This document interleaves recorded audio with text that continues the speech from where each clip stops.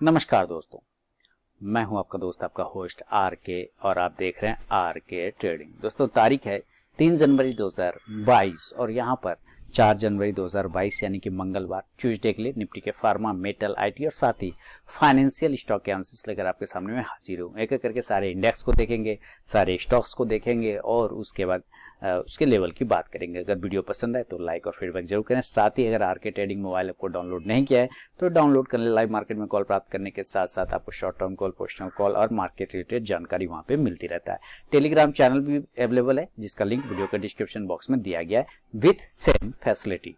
चलिए शुरुआत करता हूँ। सबसे पहले निफ्टी के फार्मा इंडेक्स है और फार्मा के इंडेक्स जैसे कि कल हम लोगों ने बात किया था, कल मैंने आपको बताया था कि थोड़ी प्रॉफिट बुकिंग आपको यहाँ पे बन सकता है आज के दिन में। मैंने कहा था ये कंटिन्यू अपसाइड में जा रहा है 7 से 8 दिन, तो एक प्रॉफिट बुकिंग तो बनता है। तो अगर इस जगह पे बन गया तो कोई दिक्कत वाली बात नहीं, अफसोस नहीं करना है, इसका एंजॉय करना है। कहां तक पॉजिटिव रहेंगे, कहां पर से टेंशन नहीं लेना है। 14,000 के ऊपर जब तक टिके हुए हैं तब तक टेंशन में नहीं हम लोग। ऊपर 14,300 के ऊपर निकलता है तो 14,500 और 600 के टारगेट फिर से बन जाएंगे फार्मा में, फिर और रैली बन सकती है। एस्ट्राजेनिका पे नजर रखना। अब एस्ट्राजेनिका 3,115 के ऊपर निकलेगा तो आप पोजीशन बनाएंगे। रिस्की ट्रेडर है तो you can buy in this position, आप इस यहाँ पे भी बाय कर सकते हैं। अदरवाइज सेफ ट्रेडर 3,115 के ऊपर पोजीशन बनाएंगे 3200 के टारगेट के लिए। और विंडो फार्मा की बात करें और विंडो फार्मा 740 के ऊपर सस्टेन अगर करता है तो आपको एक बड़ी रैली के लिए तैयार हो जाना चाहिए, क्योंकि 740 के बाद इसका जो मूवमेंट बनेगा बहुत ही फास्ट मूवमेंट बनेगा 760 के टारगेट के लिए। अब ये जितने बीच के लाइन है इसका कोई मतलब नहीं, इसको नीचे से यहाँ से हटा दिया जाए और अब साइड में 740 के टारगेट ब्रेकआउट का वेट करेंगे। बायोकॉन की बात करें तो बायोकॉन में ब्रेकआउट चाहिए हमें 370 के ऊपर। 370 के ऊपर निकले 375, 80 और 85 के टारगेट देखने को मिलेंगे। केरला हेल्थ केयर ऊपर के लेवल 490, 490 के ऊपर अगर निकलता है केरला हेल्थ केयर 510, 520 तक के टारगेट बनेंगे। इनकेस अगर ये नीचे ब्रेक होता है 475 के नीचे आता है थोड़ी सेलिंग बन सकती है 465 के टारगेट के लिए। सिप्ला पॉजिटिव है, 920 के ऊपर जब तक रहेगा ये पॉजिटिव है। हाँ, 920 के नीचे अगर आता है तो 20 पॉइंट के लिए सेल का पोजीशन बनाया जा सकता है। डिविज लैब की बात करें अपसाइड में डिविज लैब अगर 4720 के ऊपर निकलता है तो 4800, 4850 के टारगेट बनेंगे। डॉक्टर लाल पैथलैब की बात करें तो देखिए अपसाइड में 3890 का इसने हाई लगा दिया, 3870 वाला जो कल बात हो रही थी, अगर इसके ऊपर सस्टेन कर जाए 3880 के ऊपर निकल जाए 4000 के टारगेट के लिए वैलिड हो जाएगा।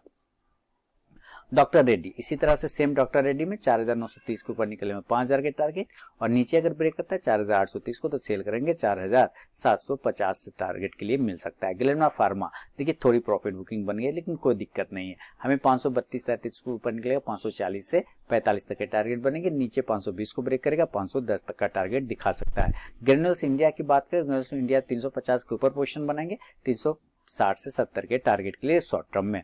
और क्योंकि यहाँ से जिस तरह की मूवमेंट बना रहा है इस तरह से डाउन साइड में आने के बाद यहाँ से पहले नीचे आएगा और उसके बाद देन यहाँ से ये बाउंस कर जाएगा इस तरह से। तो नजर रखें ग्रेन्यूल्स इंडिया पे। अब लुपिन की तरफ बढ़ते हैं। लुपिन 920 का स्टॉप लॉस लगाइए।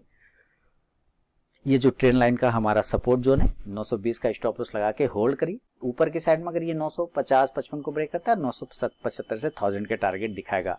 नोवाटिस की बात करें 800 के ऊपर नोवाटिस में ज्यादा मूवमेंट आएगा। 790 के ऊपर भी रिसेंटली ब्रेक करे तो 800-820 के टारगेट बनेंगे।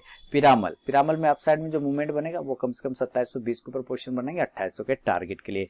स्ट्राइड्स फार्मा की बात करें, जब तक स्ट्राइड्स फार्मा 470 के ऊपर नहीं निकले कोई भी पोजीशन नहीं बनेंगे। स्ट्राइड्स फार्मा में जो मूवमेंट बन रहा है यहाँ से ट्रेंड लाइन का रेजिस्टेंस है 465 के ऊपर निकलेगा 480 तक के टारगेट बनेंगे। सन फार्मा अप साइड में देखिए 860 के ऊपर अगर निकलता है तो 875 से 900 के टारगेट बनेंगे। टोरेंट फार्मा की बात करते हैं। टोरेंट फार्मा में 3300 लेवल एक्टिवेट है और 3300 का नेक्स्ट टारगेट का वेट किया जा सकता है। टोरेंट फार्मा में एक मूवमेंट बनने की कोशिश यहाँ से देखिए, इसने एक अच्छा लेवल को ब्रेक किया है। कई बार ये सस्टेन कर रहा था और ब्रेक नहीं कर पा रहा था, लेकिन फाइनली ब्रेक करके उसके ऊपर सस्टेन है तो ये एक पॉजिटिव थिंग है। उसी के आसपास से ये ब्रेकआउट देके वापस से ऊपर निकल सकता है। 3300 को ऊपर निकलेगा तो 3350 से 3400 के टारगेट देखने को मिलेंगे। वोकट फार्मा की अगर हम बात करते हैं तो वोकट फार्मा जब तक अपसाइड में इस ट्रेंड लाइन को ब्रेक न करे, देखिए हमारे पास ये ट्रेंड लाइन है, अगर ये इसके ऊपर निकलता है वोकट फार्मा तो आपको भी और भी अच्छा लेवल 430 के ऊपर बन सकता है 450 के टारगेट के लिए।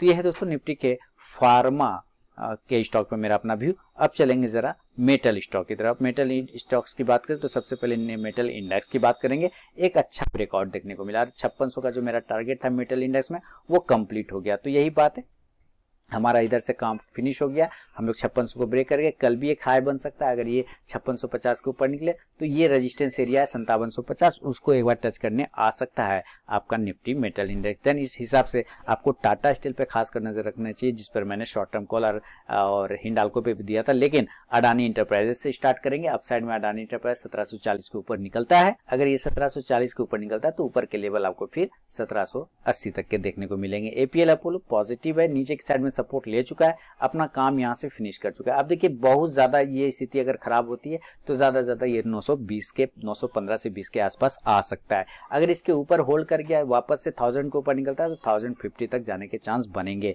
कोल इंडिया आज काफी अच्छा मूवमेंट बना है, मैंने आप लोगों को कल बोला भी था कि 150 के ऊपर निकलेगा तो 155 से 60 के टारगेट आपको देखने को मिलेंगे। आज का हाई अगर हम लोग देख रहे हैं तो आज का हाई इसने लगा दिया 156 रुपए के आसपास का। नेक्स्ट टारगेट 160 के आसपास का बन सकता है और 160 के आसपास में इसको एक रेजिस्टेंस एरिया है, तो यहां से थोड़े से रुकावट देखने को बनेगा।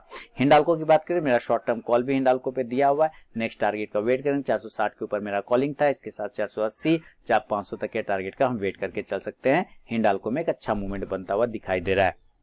हिंदुस्तान कॉपर की बात करते हैं, हिंदुस्तान कॉपर में भी कुछ न्यूज है और न्यूज है कुछ सरकार की तरफ से काम हो रहा है, कुछ ज्वाइंट वेंचर किया गया है और उसका भी इंपैक्ट देखने को मिल रहा है। लेकिन 125 के बाद मेरा टारगेट 130 है और 130 के बाद 135 का। हिंदुस्तान जिंक की बात करें 325 के ऊपर मूवमेंट बनेगा 340 के टारगेट के लिए।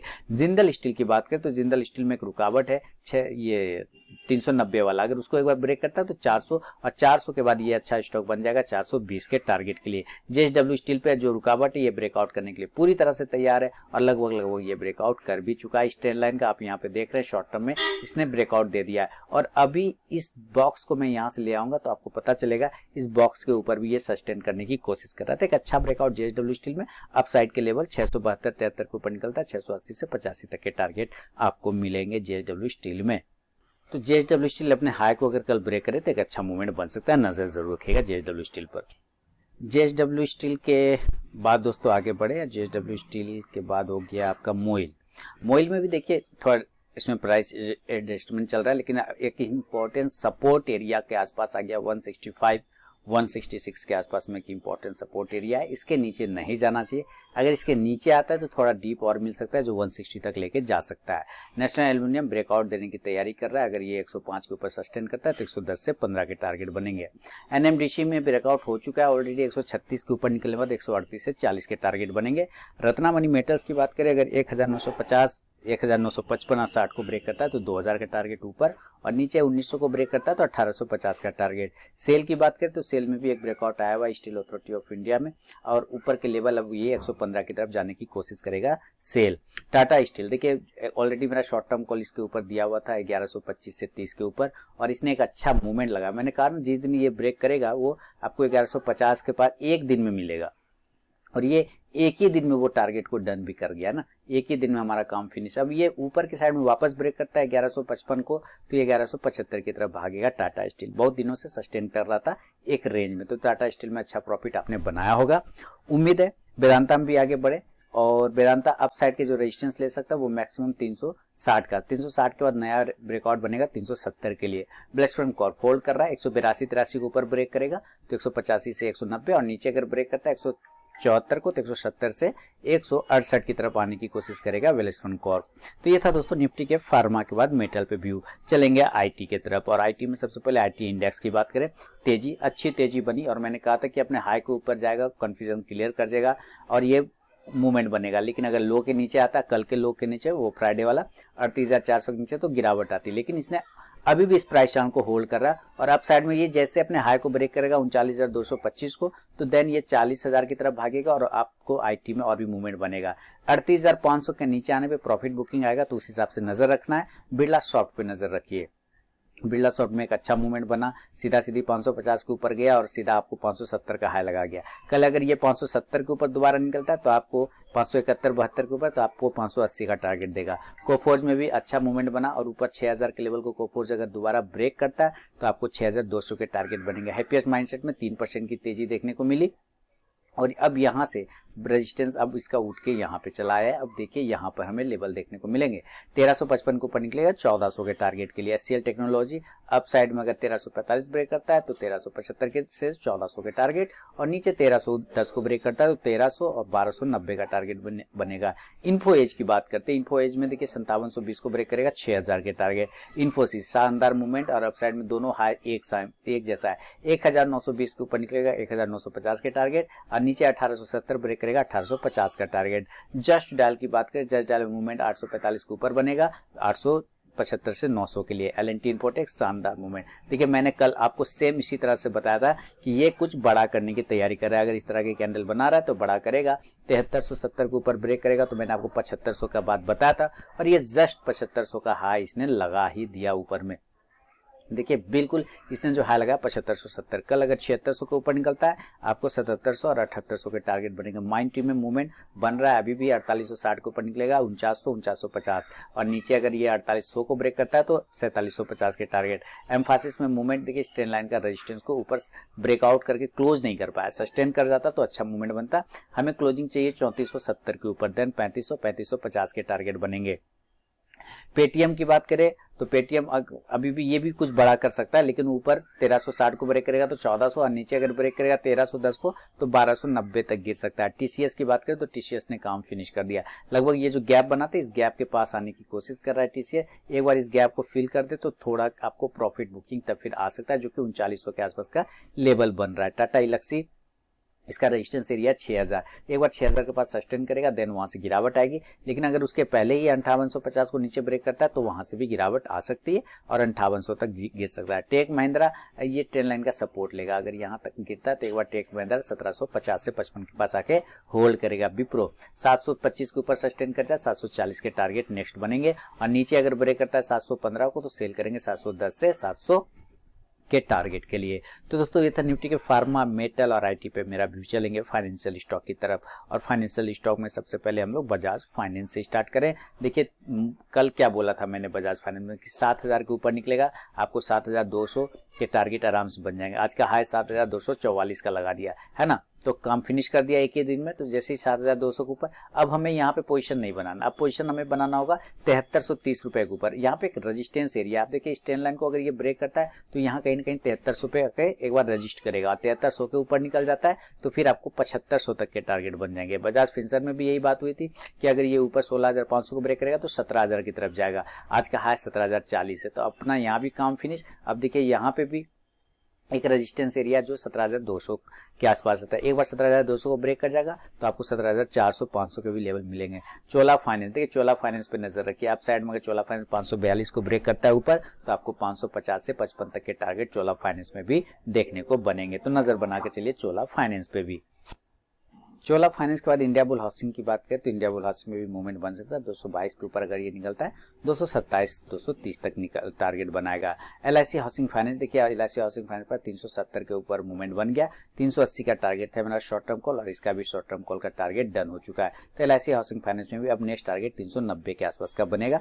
नजर रखेंगे अगर ये 382 के ऊपर निकलता है 390 का टारगेट। एल&टी फाइनेंस की बात करें, साइड में एल&टी 80 के ऊपर निकलता है तो 82 से 84 की target. Manappuram finance buy on dip करेंगे जब भी ये पोर्टफोलियो स्टॉक है, शॉर्ट टर्म और इंट्राडे नहीं करना है इसमें। ऊपर के लेवल जब भी ब्रेक हो, नीचे जब भी आवे तो आपको इसको पोर्टफोलियो में ऐड करना है। एमएनएम फाइनेंस की बात करें, इस बॉक्स के ऊपर जब तक ये क्लोज नहीं करेगा मूवमेंट नहीं बनेगा। बॉक्स का हाइट है 155 के ऊपर की क्लोजिंग चाहिए 160 से 65 के टारगेट के लिए। मुथूट फाइनेंस काम फिनिश, एक ही दिन में काम फिनिश मुथूट फाइनेंस, देखिए जबरदस्त।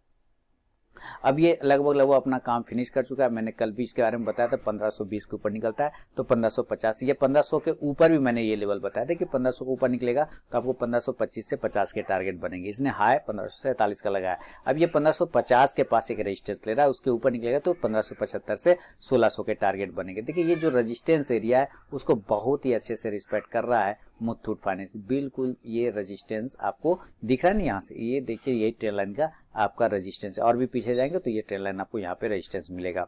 एसआर ट्रांसफिन की बात करें तो एसआर ट्रांसफिन में अपसाइड का मूवमेंट फिर स्टार्ट हो चुका है और टारगेट भी डन हो गया। मैंने कल भी 1230 के ऊपर लेवल दिए थे, 1250 से 70 का। आज का हाई अगर आप देखते हैं तो 1200 लगभग 58 का हाई लगा। कल अगर ये 1260 ब्रेक करता है तो 1300 के टारगेट ऐसा ट्रांसफर भी दिखा देगा। तो ये था दोस्तों निफ्टी के फार्मा, मेटल, आईटी और साथ ही फाइनेंशियल स्टॉक पर मेरा व्यू। पसंद आया तो फीडबैक जरूर दे। और आरके ट्रेडिंग मोबाइल ऐप को डाउनलोड नहीं किया है तो गूगल प्ले से डाउनलोड कर सकते हैं एंड्रॉइड वर्जन, जहां लाइव मार्केट में कॉल, चार्ट एनालिसिस, स्टॉक में स्टडी मटेरियल, ये सारी चीजें मार्केट जानकारी भी मिलता रहता है। तो मिलूंगा नेक्स्ट वीडियो में, तब तक के लिए बहुत बहुत धन्यवाद।